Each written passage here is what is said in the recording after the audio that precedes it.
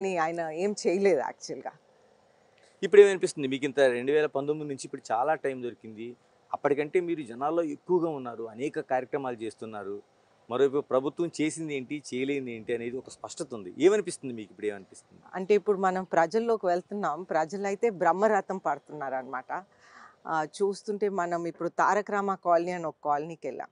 ఆ కాలనీలో అయితే ఒక 15 రోజులు పుట్టిన బేబీని బయటికి తీసుకొచ్చి 21st డేకి మామూలుగా నామకరణం చేస్తారు.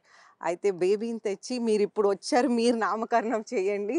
నేను దేవాంశ్ అని పిలుస్తాం అనుకుంటున్నారని చెప్పిందనమాట. అయితే గ్రేట్. So, response అలాగుంది. అదే కాకుండా మనం నిన్న కానపాకకు వెళ్ళాము.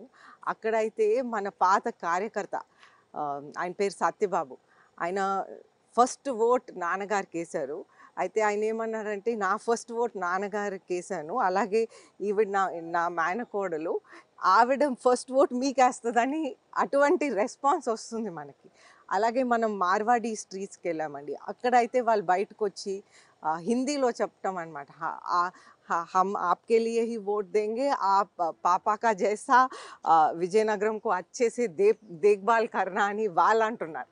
సో, ఇలాగ డిఫరెంట్ ఏరియాస్‌కి వెళ్ళినప్పుడు ఇంత మంచి రెస్పాన్స్ ఒస్తుంది. ఈరోజు వీటి అగ్రహారంకెళ్ళాము. వీటి అగ్రహారంలో అయితే నాన్నగారు హౌసెస్ అవన్నీ ఇచ్చారు. అయితే వాళ్ళు ఓపెన్‌గా చెప్తున్నారు, నాన్నగారే ఈ కాలనీ ఇచ్చారు. మాకీ ఇల్లు నాన్నగారి వల్లనే మాకీ హౌసింగ్ ఉంది మనకి. మాకొక రూఫ్ ఉంది. మా ఓట్లన్నీ మీకే అని అలా ఓపెన్‌గా చెప్తున్నారు. సో, రెస్పాన్స్ ఆ విధంగా అసలు చాలా ఫెంటాస్టిక్‌గా ఉంది రెస్పాన్స్.